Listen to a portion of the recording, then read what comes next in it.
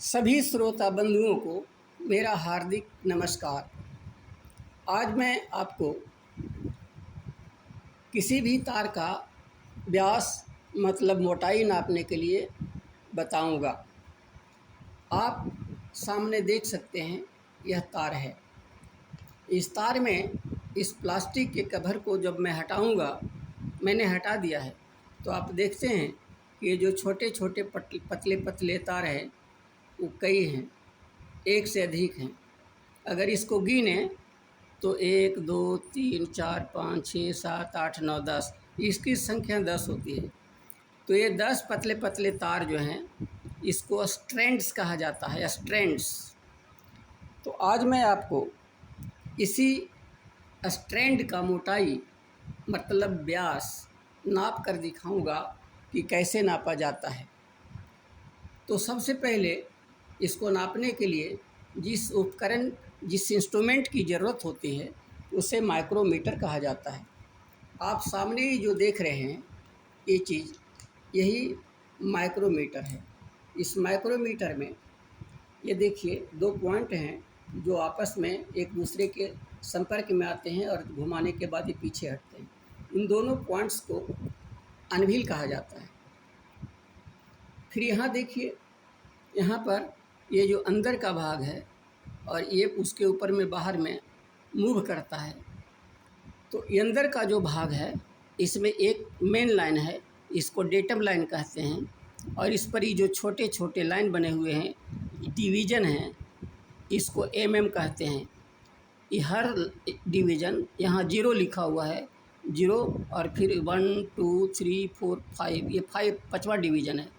तो ये जो छोटे छोटे सेगमेंट हैं, लाइन हैं, इसको एमएम कहते हैं।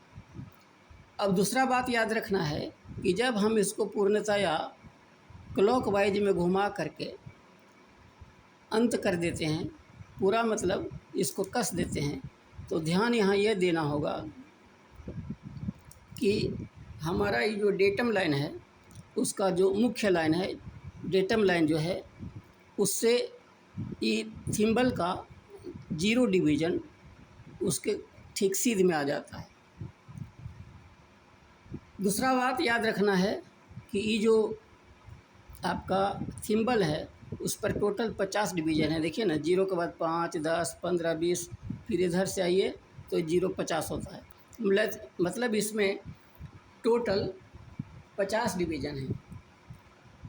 फिर एक और बात याद रखना है कि जब हम इसको एंटी क्लॉक में घुमाएंगे, तो जब हम इसको 0 को यहाँ से हटाते हैं, फिर 0 देखिए आ गया, एक चक्कर हो गया, फिर इसको घुमाया मैंने, फिर 0 आया, तो ये 2 चक्कर हुआ। मतलब 2 चक्कर, मतलब 2 बार घूमने के बाद यह थिम्बल जब डेटम लाइन के ऊपर आता है, तो डेटम लाइन पर 1 mm की दूरी तय करता है थिम्बल। फिर से याद रखिए, जब हम इस थिम्बल को 2 चक्कर घुमाते हैं तो डेटम लाइन पर 1 डिवीज़न पीछे हटता है ये थिम्बल। तो 1 डिवीज़न का मतलब हो गया 1 mm पीछे हटता है।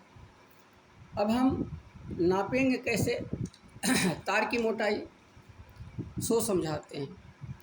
इसको पहले इस तार को देखिए, इसे लीजिए और इसको घुमाइए।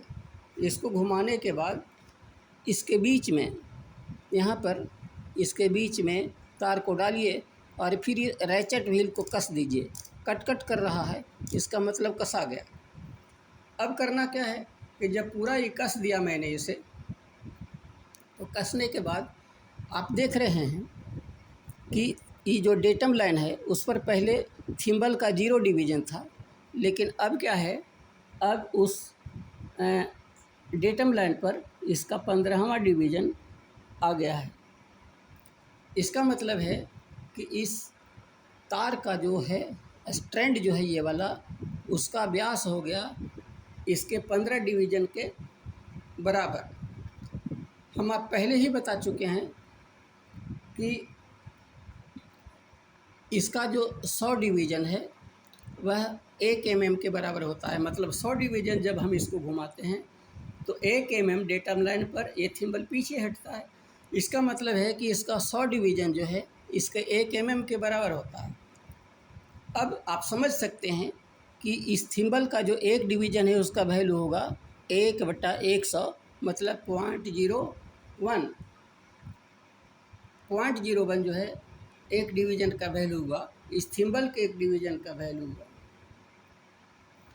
और जब हमने तार को डाला तो ये 15 डिवीज़न है, मतलब तार का ये जो मोटाई है वो 15 डिवीज़न के बराबर है। तो 15 डिवीज़न का मतलब हो गया 0.01 गुना 15 मतलब 0.15 mm। इसका मतलब यही हुआ कि ये जो तार है स्ट्रैंड, इसका मोटाई हो गया 0.15 mm। इस तरह से हम किसी भी तार का व्यास या मोटाई नाप सकते हैं। तो उम्मीद है आपने इस वीडियो को समझा होगा, और अगर समझ गए हैं तो मुझे मदद करें, चैनल को सब्सक्राइब कर दें और दोस्तों को इसको शेयर कर दें ताकि मेरा हौसला बुलंद हो, हमें और वीडियो बनाने की प्रेरणा मिले और आपको मैं अच्छे इसी तरह का टेक्निकल वीडियो भेजता रहूं। धन्यवाद, thank you, God bless you. Comment अवश्य करें, कमेंट के माध्यम से सवाल पूछ सकते हैं। धन्यवाद।